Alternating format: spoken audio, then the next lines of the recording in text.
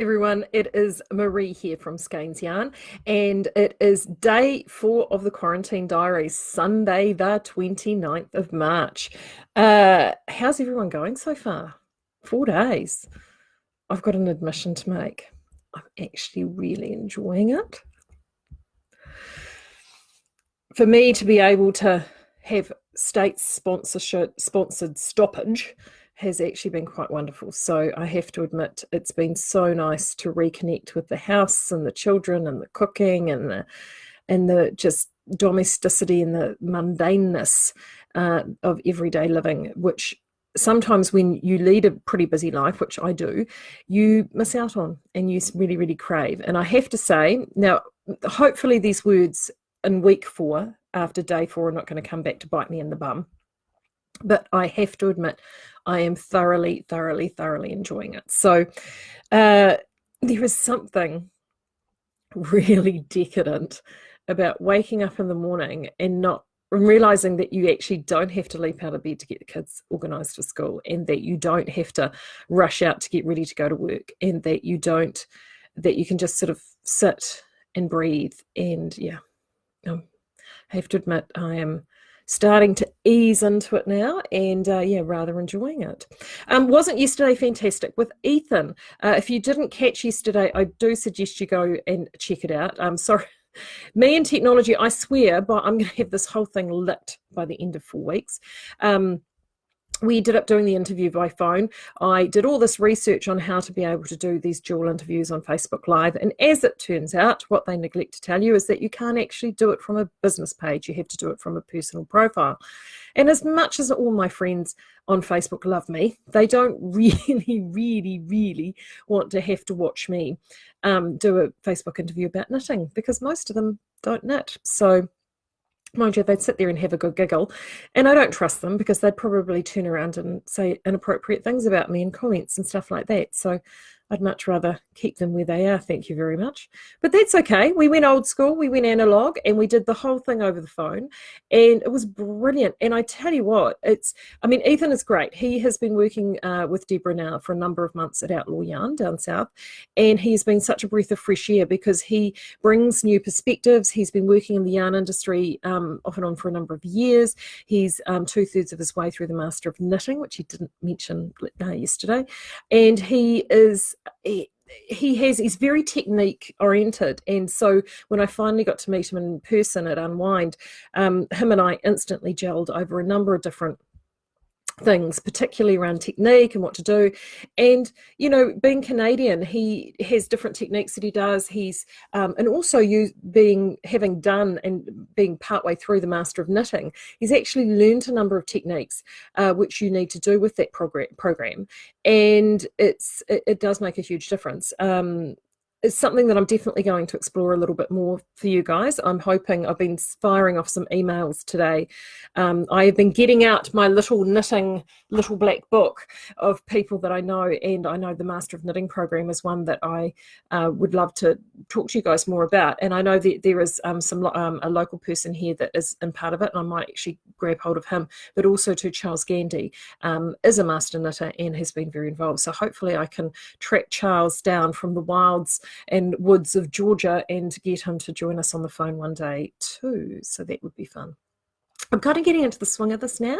I think I'm finding my groove, which is a good thing. Morning, everybody. Good morning, Lee. Morning, and Lucy and Solange. Yes, Solange, right. The chat with Ethan yesterday was great. So, and from that chat, I sort of got a bit inspired about a few things, because what we obviously talked about to begin with was the Rambla sweater. And yesterday was sort of a bit cold and not the nicest day, actually, here in the Bay. So I didn't get out into the garden at all yesterday. In fact, the garden got a well-deserved watering. So I actually got to do quite a bit of knitting. And my husband and I we've been binge watching, honestly, the trashiest teenage television program. It's so bad. It's on TVNZ on demand. So it's called Legacies. And the Vampire Diaries, which was around a few years ago. And I'd read the books and I'd watched a couple of the seasons, but we're talking mega teenage trashy. and I'm letting secrets out now, and that's what we've been watching. And you know, sometimes that's just fine. Perfect for these. It's perfect knitting TV, I can tell you that right now.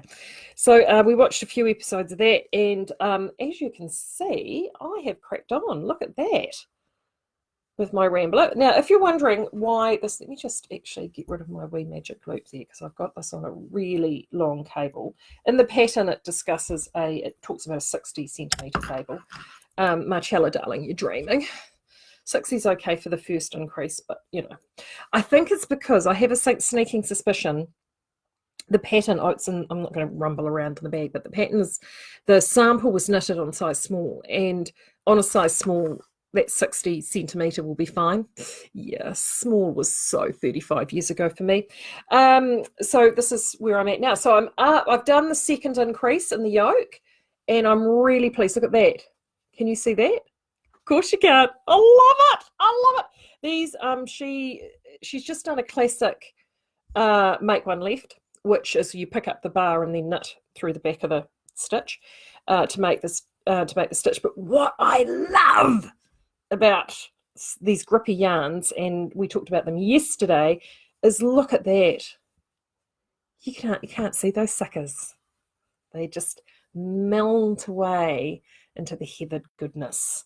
I'm really happy with that. So I'm about halfway, actually more than 2/3 of the way down the length for the second increasing, then going to the third increasing. Once I've done that, then I can move into the chart, which has 3 more sets of increasing in it, and then I can start hitting the colour.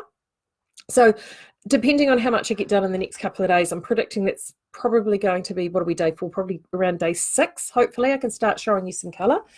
And then I'm going to be introducing that one in Cove. Now, I'm still not 100% sold on this colour yet, because I just don't necessarily think there could be enough contrast there. But I don't know. Yeah, you just won't know until you start knitting it in. I'll see. Might not, because I mean, as you can see, it works really, really well for my feature colour, which is going to be in the middle, and then of course my highlight colour. And then after she said she wasn't going to dig around in the, hey, do you going to laugh? Do you want to see my really, really swish project bag? Are you ready? You ready? I pulled out all the stops for this project bag. Ready? Tell you, she works a treat. Means that I can go out with my knitting if I have to go to the supermarket and not get told off. Not that I'm not doing that. But actually, I haven't even been to the supermarket. I've been doing really well. Eating out of my harvest box, and I'll talk about the food a little later on. Anyway, where did I get to? So I've got Cove there, and then I'm going to be putting Deering there. We talked about the Deering yesterday. That's Little Bandit Deering. And then we're going to introduce my Noro. So this is sort of my unicorn skein, which is actually how we're going to get onto the theme. And I knew I forgot to do something this morning. Let me just turn that off so we don't get any more notifications. There we go. Then that, and then that again. So yes, that's the plan at this stage. And so far so good. Really enjoying knitting it, actually. And as I said before, this is 3.75 millimeter needles, and I love the fine. I knitted the prop cardigan in this. I had this left over in stash, and I loved the fineness of this fabric and the rusticness of this fabric. It's great. So I'm super happy with this so far. Haven't gotten bored with it yet, which is a good thing. I've been so organised today. I've even locked the door, and I locked the dogs inside. So hopefully the kids don't, let them out. And then we have barking dogs outside the office door, but we're hoping not. So today's topic, I thought I'd like to talk about. Nathan brought it up yesterday. We were talking about when I held up the Noro, and he was, we were talking about colour, because I'm bringing out, and using the Deering, I'm bringing out the mustard, which is in that there. And he made the reference, as he called them unicorn skeins. And I have heard this term before, but it's sort of something that I don't, I haven't really used a lot. And then I got thinking about it overnight, and I think, we've all got them. We honestly all have them. And I think there's been a number of years, particularly, and I see this, I mean, believe me, I am the first to be convicted of this crime. Because when I've run CAN, I mean, 10 years we had CAN going, and you have this market. So you have these incredible people trading, and they're all bringing, the indie dyers or the retailers, and they're bringing these incredible yarns to you to actually fit, physically touch and fondle. There was a plethora of yarn clubs and sign-ups that we had over the last sort of 5 or so years. All of these things, in the last 10 years, all of these things have been in our community. And I mean, let's face it, how many of us have those single skeins that were in those yarn clubs, or we went to a market and we saw it and we're like, oh, we have to have it? Or like me, like as I said, I am just an absolute, I adore Noro, and I just can't help myself, and I'll see a colour. Or Malabrigo is another one, those, I mean, I have single skeins of something because it speaks to me. And, shit speaks to me a lot. So you end up with all these unicorn skeins. I mean, how many of you have done on Ravelry? Remember the whole big thing on Ravelry, and they're still going, but a number of years ago, there was like book and yarn swaps or international yarn swaps with people, and you'd swap different stuff over. They were a really big thing. And you would all get sent these single skeins. So I just had a quick dive through my stash. A good chunk of my stash, if I'm entirely honest, now lives in my office at Skeins. But believe me, there's depth. So, you have, so this was, I mentioned before about international yarn swaps. This was one I received in an international yarn swap. I mean, I would have had this for 6-7 years. CAN, we're talking about CAN. I bought this at the very first time that Susan Beale from Darn Knits came to CAN, because I just looked at that and I had, I thought, oh gosh, I could knit that for a little girl in my life, 200 gram skein. Yeah, it's still here. This is one that I've got a funny feeling I might have picked up on a D-stash page, and I wonder why I bought that, do you think? Yeah, obvious really, isn't it? It's my color. And this one here, and the other reason I bought it is a 50% wool silk, and we all know how I'm very fond of a wool silk yarn. So that's a wee unicorn going local.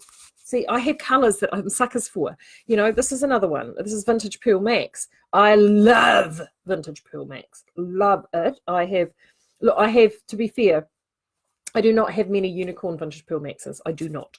In fact, most of mine are in garment lots, and I do have a couple of garment lots there ready to go. I adore this stuff. We manufacture it for Morag. Her colours are just wonderful. And yes, so this is a huge favourite for me. And I love it because it is merino with nylon. And I know a number of you think, well, why for the nylon for garment knitting? The nylon actually does add some really good structure and strength, and I really do like it. So that's the Max. And how many of us have succumbed to the love of this stuff? Do you know what this is? This is County. This is actually another of, I got this again from Yarns, from Nanette at CAN, and I'm just going to push this out a little bit so you can see it. It is a full play rainbow. They were sort of the first in the market that we saw in this country for a long time that had these very long gradient prints. Hence this one yesterday, and this is the very first ball I ever bought. So this is Spectra from Stephen West, and and this is actually how I first used. This is the very first ball I bought. So I knitted the Spectra using the County, and I did the entire rainbow, except I didn't do, there was one portion I didn't do, which was that portion there, the yellow portion, which seems crazy because this is me. I love, as you know, I love warm colours, it's autumn oranges and yellows. But I just knew that the yellow wasn't necessarily, it is a complementary colour, but it was just going to break up that colour palette that I was using for the other yarn. So that is a perfect pattern for that. And then, of course, I'm a sucker for this. So, I used that, and then I thought, oh, I just love it. I have to have another one. It's rustic. It's grippy. this is perfect in Rambler. Honestly, if you were looking for a yarn in Rambler, and you could do, oh gosh, brain, light bulb, you could do, where's me? Oh, I should have pulled the pattern out. You wouldn't even need to break up the colours if you didn't want to on this.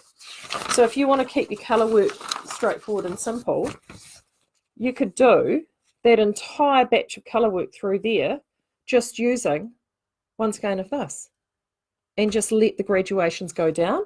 I would be inclined to, probably looking at the amount that you would use there, depending on your sizing, I would pick the 2 or 3 colour segments in this that you would like, because the reality of it is you're not, start with the colour that you want to start with at the top, and Lord knows what you're going to end up with when you get to the bottom, but you're going to end up with this beautiful graduation of colour all the way through there. So you could actually, so all you would do is do your floating at the top, and then just work that sucker straight, and then do your floating at the bottom. If you sort of don't fancy doing a whole bunch of Fair Isles and floats. Cheats lazy way. Nothing wrong with it, people. Modifications. So yeah, so I suddenly thought, well, let's talk about these unicorns. We've all got them. We're stuck at home. We've all had them sitting there and looking at us for years. So what is it that we should do with them? So let's start with my good friend Noro. Because I won't lie, I have, and I never buy more than, I think 2. I think I bought 2 skeins in one colour. It's always single colours, like always. I'm shocking. So this is a cowl that I made a number of years ago using Silk Garden, actually, using this, one single ball of this. And the measurements on this, and have I got a pair of glasses sitting handy? No, I haven't. Right, you're going to have to watch me do my old arms there. 300 metres to 100 grams in that, which is what this is. Now, remember I talked about yesterday about how Noro have this incredible way of mixing colour. So this one here, as you can see, has got, the greens, the greys, the purples, turquoise, but there's that little hint of black in there. And it's one of the things that for me is quite a signature with Noro yarns, is that they'll put in, instead of necessarily a highlight colour, they'll actually put in a recessive colour, which creates in itself a highlight. And black is, or dark grey is one that they use quite a lot, or a really dark sort of brown I've seen sometimes used, or so they will use those darker sort of colors. And this was one that instantly grabbed me because there is a whole load of colors in here that I wear all the time. So what I did is I just cast it on and then just did this very basic stitch pattern, and I think from memory I might have been knitting a really simple triangle shawl. I think actually from memory, I'd never knitted a triangle shawl before. And in it was this really, really simple little yarn over knit 2 together feature. Let's do this so you can see. There you go. You can see it a wee bit better. And I thought, I quite like that. And that's all I did, literally, is cast on. And I think this one was around, I can probably tell you actually when I measure it against something else. I think it was around 200 stitches. I didn't even write it down. I literally cast it on put it on needles, started knitting, started doing the feature, and let the yarn do the talking.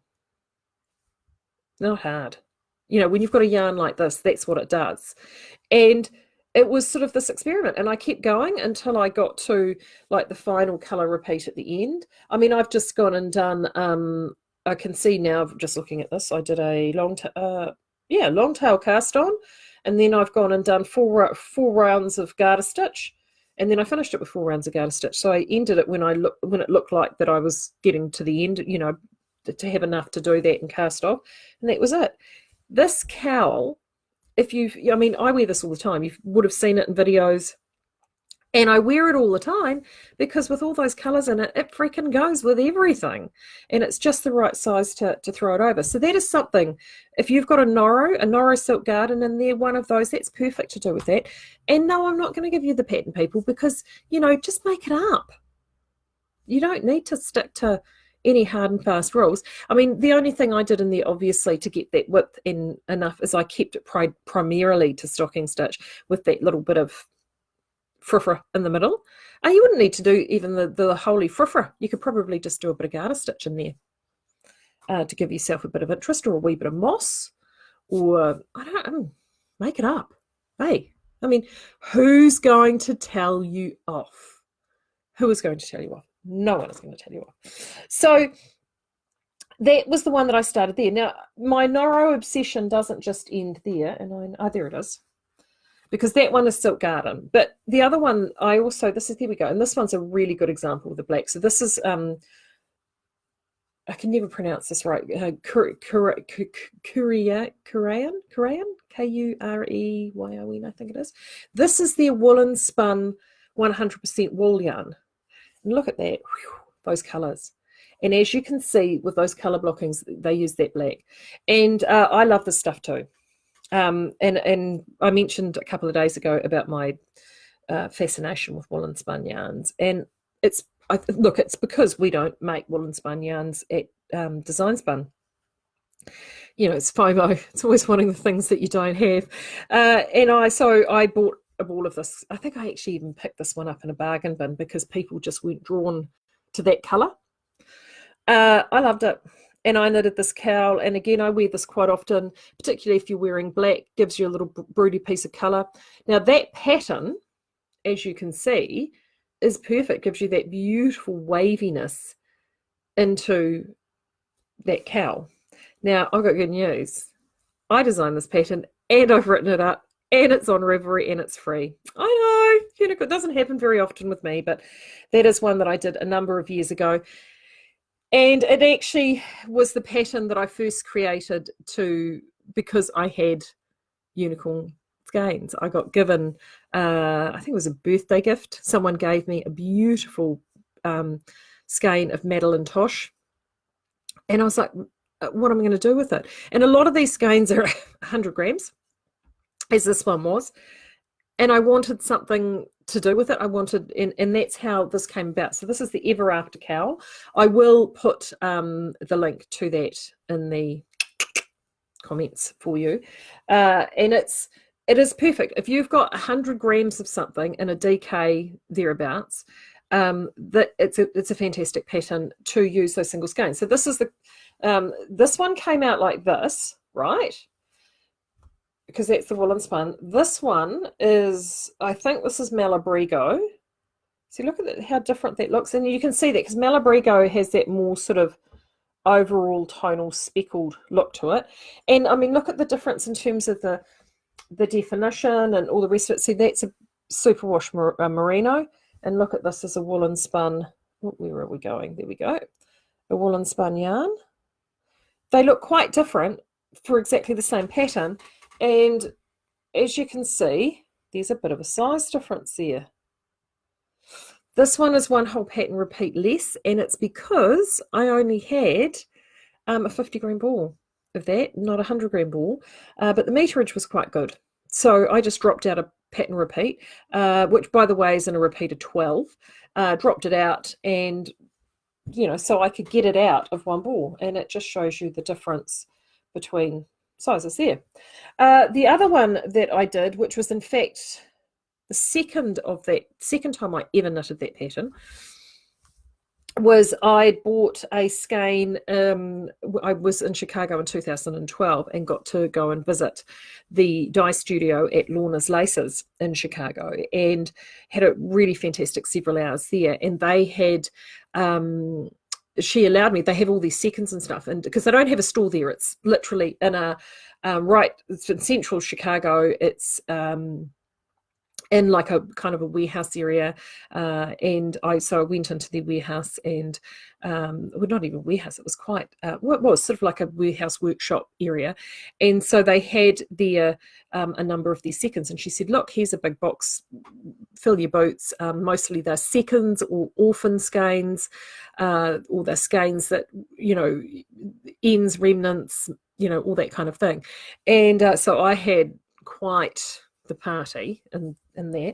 And this was a skein that I bought From there, see, I have souvenir skeins. I have things that remind me of places. And I bought it. I mean, this was back when random printing was quite the thing. And look at how that pattern with that print has gone and created this wonderful patterning in a tube. And I bought it primarily because the yarn base itself is called Lion and Lamb, 50% silk, 50% wool. Yes, back to my silk fascination. And of course, these are colours that I wear all the time. And it was funny, I used to wear this heaps, and then I just dug it out before. So, I so forgot about that. So again, Ever After Cow. So this was a 100-gram skein as well. So if you've got those crazy unicorns and you're looking for something really quick, this is seriously a knit in an afternoon whilst you're watching a movie type project. It is not difficult. The patterning lace row, there is only one lace like patterning row, and it is literally yarn overs and knit two togethers, and then the rest of it is all knitting in the round. If you've never knit in the round before, this is a perfect project for you. The pattern is written, however, both in the round and in the flat, so you don't have to. If you are a in the flat person and you don't like knitting in the round, you can get both. And I think from memory, the pattern has got also a scarf version, which, have I got the scarf here? I've gone and literally cleaned my wardrobe out, and it's all sitting down here by my desk. I think I do have the scarf. I think I do. I do. Oh, there we go. I feel like an ABBA song. I do. There's a scarf there. Now, as you can see, it needs blocking. But this one, I know. I was having a bit of a Tom Baker movement. It's a bit like a green carpet snake, isn't it? And this was a precursor to vintage back in the day.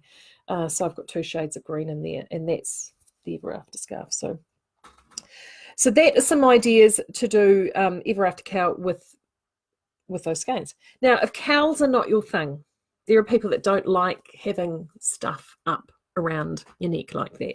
So if cowls are not your thing, and you prefer to do something more like this, and you'll probably recognize this pattern. This is Hitchhiker. Go on. How many of you have this either in your library or in your queue?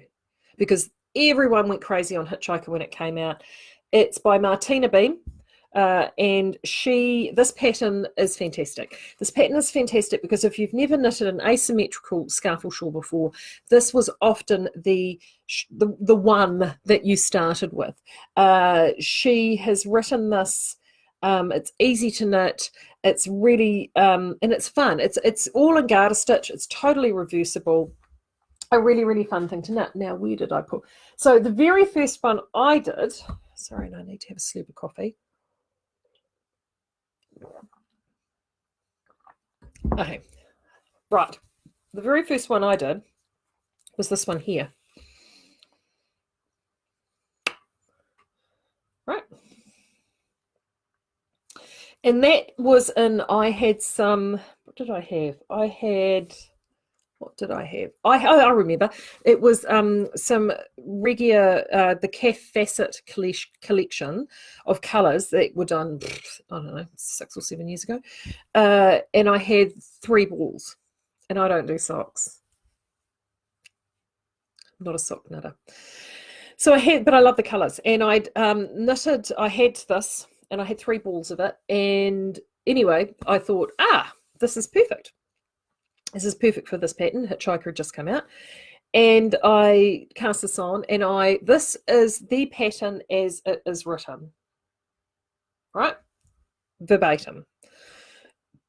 Now, the pattern itself used 2 and a bit balls. Like I broke into that 3rd ball, and I ended up, and I mean, I only just sort of kind of broke into it. I only broke into it to need, I think, to do the last 2 or 3 teeth. And I ended up using the remainder of that ball for a wee baby vest. And I kind of thought to myself, well, that's like a bit dumb. And these are 50-gram balls. Okay, so that's a bit dumb. And and it's written using a 3mm needle. Now, one of the things that if you are followers or lovers of European patterns or even Scandinavian patterns is they do have a tendency to have a preference for firmer gauge than what we do in this country. So I kind of thought to myself, well, I really like that. I love doing these. I mean, I've got, seriously, I could dig out, I've knitted about six of them. And I sort of thought, well, breaking into a third ball is a pain in the arse. Let's face it. But if you didn't have to break into the third ball, that means you could get one of those out of a single 100-gram unicorn skein, couldn't you? Or ball, which is where this comes in. Any prizes for guessing what this is? Staying within the theme of Martina being German, this is Crazy Zabelball. I got this from the fantastic Morag at Vintage Pearls. And I mean, again, no surprises at why I picked out this colour. I've actually got several of these. When I say several, several Crazy Zabel balls. This was the first one I'd ever bought, obviously, for the colour. And this is one ball of Crazy Zabel ball. But as you can see, it is a wee bit bigger than this one. And the only thing I've changed is I'm going to put it around there with the teeth, and hopefully you can see the difference. You can, because you can see the teeth. And the only thing of difference is this first one's done in the 3mm. This was done, I think from memory, it was 3.5. Might have even been 3.75mm. All I did was beef the needles up. And I kept going until I thought, yep, I think I'm going to have to cast off now. And that's what I did. And that's the thing with a pattern like Hitchhiker, is that you don't have to stick to the pattern verbatim. You don't trust me. You can actually break out, and Hitchhiker is a fantastic pattern for that. Well, any of them are.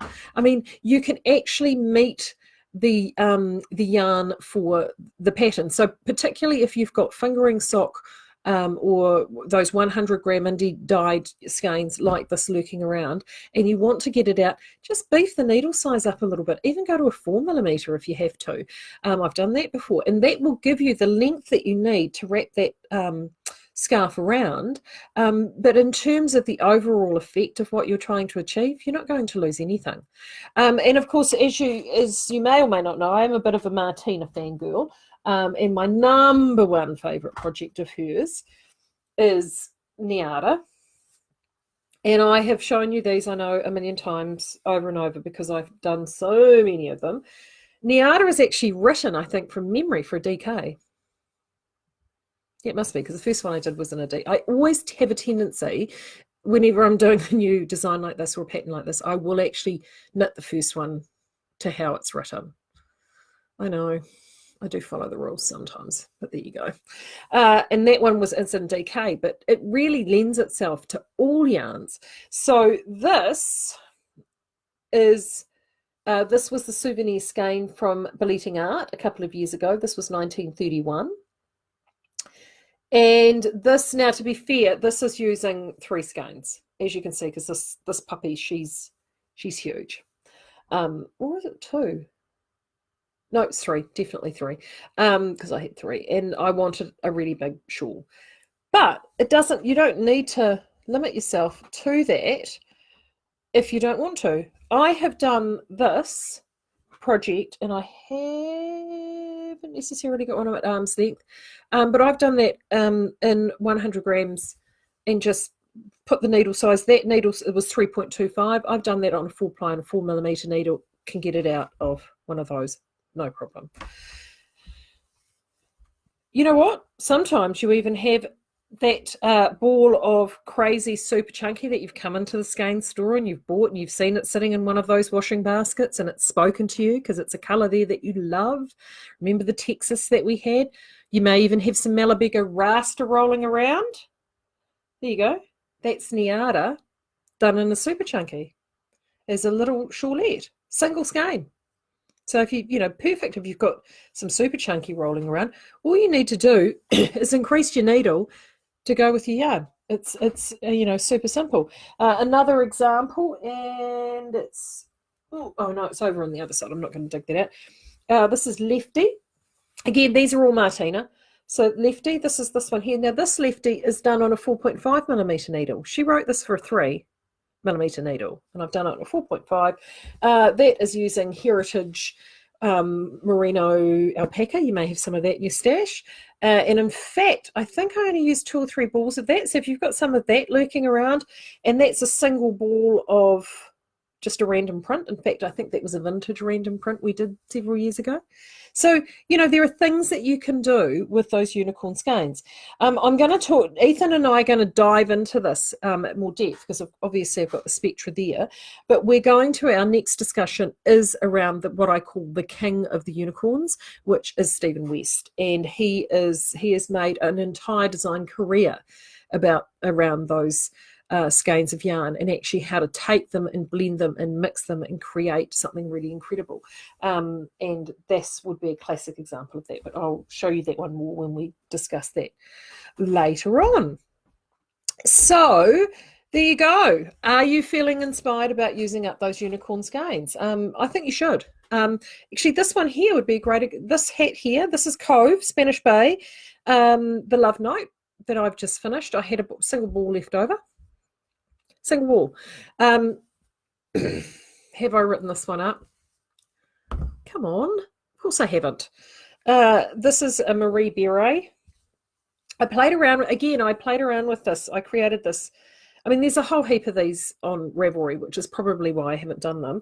There's another one that I've done in another single skein. This I received in a yarn swap. And I designed it because I wanted a beret that could be knitted using as little yarn as possible. And I think this is a single ball, double knitting yarn, 4.5mm needles. And I've got heaps of these. I will get round to do. I think this one I will get round. Well, how many years have I been saying that now? I get there eventually. Maybe I should use this time to do that. So there you go. I hope that helps inspire you to actually go stash diving, like really seriously go in, dig out, get those containers out. Because I mean, I know half of you have gone and cleaned the containers up to take a photo of them to post for Flash Your Stash. So go in and dig out a couple of those unicorn skeins, and especially if it's something really precious, and cast something on during this time and get it all cast on and get it made. So I'm still deciding. I will actually draw the prize winners for Flash Your Stash. I am playing around with, I have a fairly solid idea of what the idea for the April theme is going to be, but I'll announce it on the 1st of April with some winners. Obviously, if you are a winner, you're going to have to wait until we're open again to be able to redeem your prize, but don't panic. That will be okay as well. What else did I have on my little list of stuff today? Oh, right. Yeah, recipe. So Ethan, he inspired me a lot yesterday. We got on to cooking, and the one thing he talked about was I've done a little bit of stress baking. He's done a little bit of, he's a stress marinator. He likes to put things in marinades. And as he said, he had multiple things all in plastic bags marinating in the fridge to get ready for the meals that they were having in their place. And he got me a wee bit inspired because I had chicken defrosted and ready to do for dinner last night, and I thought, there's an idea. Instead of just biffing it in the oven with a bit of salt and pepper, I'll throw a marinade over it. So I did pop up, and I'm going to try this. This is my one attempt at doing something for. Is it going to let me do it? No. Is it going to let me do it? No, it's not. This is all it is. It's too hard. Anyway, if you were on Instagram, you would have seen, jump over to Skeins Instagram, and I might have actually put it in this page as well. I showed you a photo of the chicken marinating. And about an hour and a half ago, I posted up the finished chicken, which we just roasted off. And again, I'm not going to write this out for you. You can write it out yourself, or you can follow these instructions. Put me on, drive the other people in your household crazy with me telling you how to cook chicken. So what I did, plastic bag, Ziploc bag. I had, because there's 4 of us in the house, I had just chicken pieces. So it was actually a whole chicken that I'd that was boned out and cut up into 4, skin on, the whole works burger in a bag. So in there was also, what was in there also? I put in the zest and the juice of 1 lemon, sort of about, biggish. Just, if you've got lemon trees at home, this works quite well. If you've got a neighbour with a lemon tree, get them to throw it across the fence at you. So the zest and the juice of 1 lemon. We have rosemary growing down our driveway, so I went down and probably picked out 3 or 4 decent sized sprigs of rosemary, about long, which by the time I stripped those leaves off and then just roughly chopped them, equated out to about half a cup of chopped rosemary. In that went the plastic bag.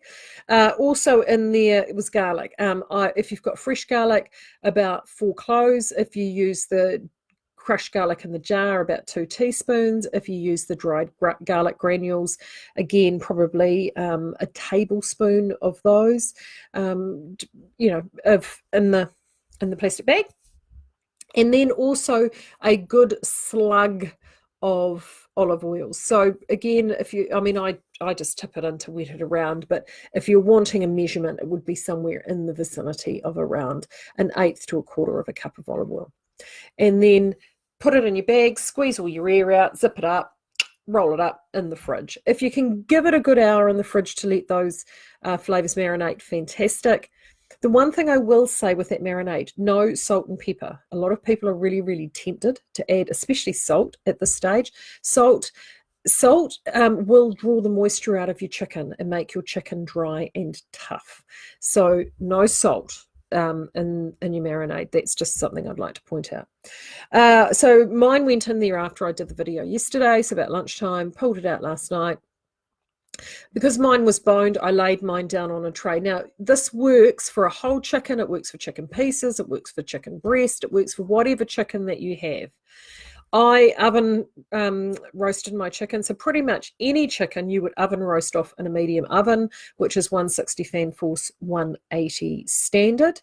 At that time, I just laid mine out flat on a tray, cut up some I just had little new potatoes left over, which I cut up into wedges, and then also seasoned them just with a little bit of garlic salt and laid that out on the tray.